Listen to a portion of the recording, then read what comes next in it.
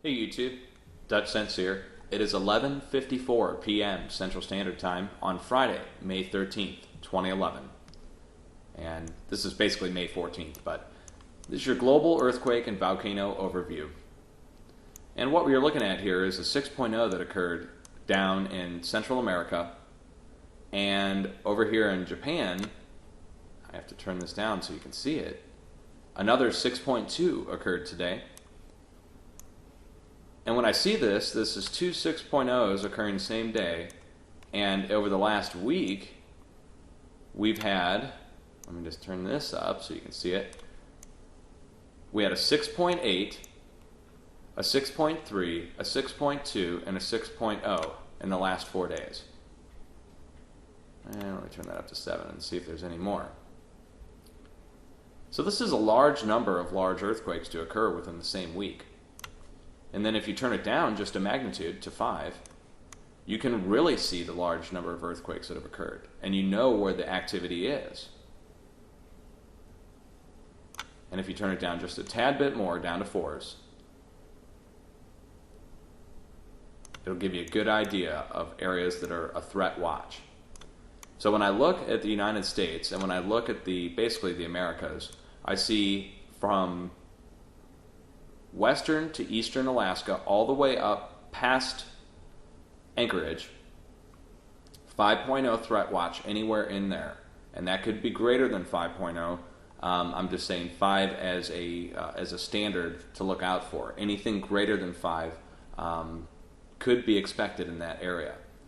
And the same goes for Baja California, all the way up through the Cascadia. So basically British Columbia and Seattle down through Tijuana, Mexico.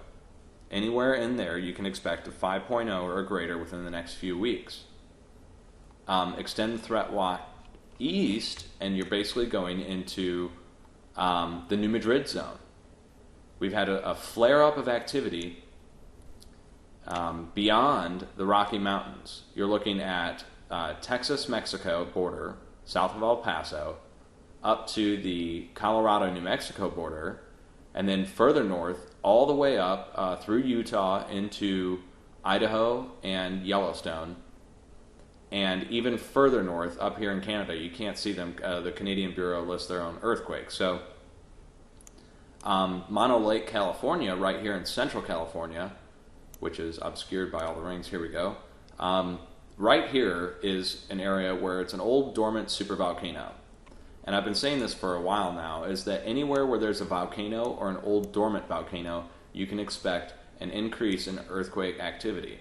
This includes Arkansas, because that's right near the old Diamond Mine State Park, which is made up of nothing but old dormant supervolcano.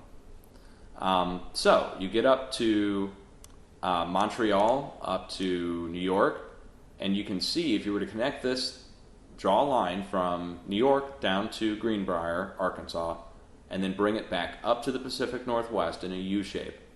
This is the shape of the southern edge of the North American plate, or the North American craton. It slopes down to the west and slopes down to the east into the ocean basins. But this itself is the old unsubducted zone, roughly. And we're experiencing rumbling occurring along that whole plate, because the plate itself is experiencing pressure from the massive plate to the west, which is the Pacific Ring of, basically encompasses the Pacific Ring of Fire. You can see the activity on the western edge, the 6.0s, the 6.2s, 6.3s, 5.0s, all the way up to Japan. But Australia itself is left untouched, and the reason that is because it's a separate plate that's almost like Australia is a dome sitting on top of this plate. So the areas that we really are concerned about is anywhere along the fault lines of the Ring of Fire, and anywhere where there's either an active volcano or a dormant volcano. And this is why in Europe, from Spain up into Poland, they've had 5.0s, 4s and 5s, all the way east into southern Greece and Turkey. And you can see them indicated here on the map. Now, Mount Etna erupted yesterday, which is right in the middle of these three. It's right here in Italy. So when you look at Europe and when you look at the United States, they're kind of under the same kind of threat watch, which means that the northern portions or the central portions where the old dormant volcanoes lie are looking for a 5.0 or greater in the next couple weeks. And the areas along the perimeter are looking for a 6.0 or greater in the next few weeks. And this includes all along the Mid-Atlantic Ridge, unfortunately, down to South America and Antarctica. As we move further east, you can see through the Middle East and up and through western China and southern Russia, it extends to right where basically the activity from Japan is stemming from. So you can see the curl that this makes in earthquakes here. If you connect the dots, it makes a U shape and comes up into Indochina.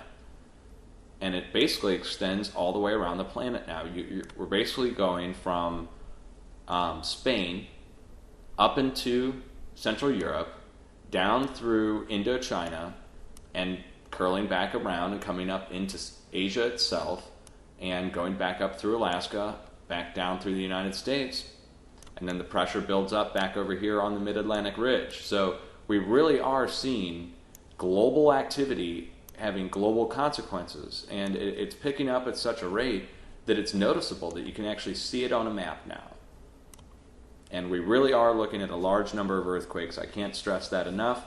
We're basically right back to where we were before Japan, before the big Japan quake. There were swarms like this happening, and they were starting to pick up in frequency and intensity, and we can see it today. Let me just show you one more time, show you the last 24 hours.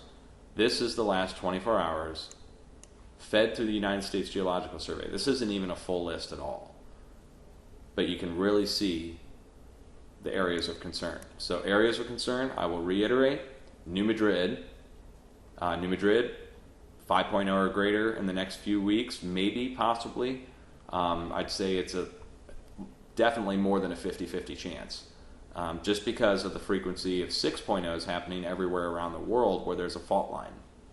And we're way overdue for a big one, so I'd say 5.0 or greater anywhere from Greenbrier up into Evansville and down through Mississippi into Atlanta. So this kind of triangle shape right in here. West, Mono Lake, California, down to Baja, up to the Cascadia. Central America, you can already see where the activity is occurring, so Costa Rica over through Puerto Rico.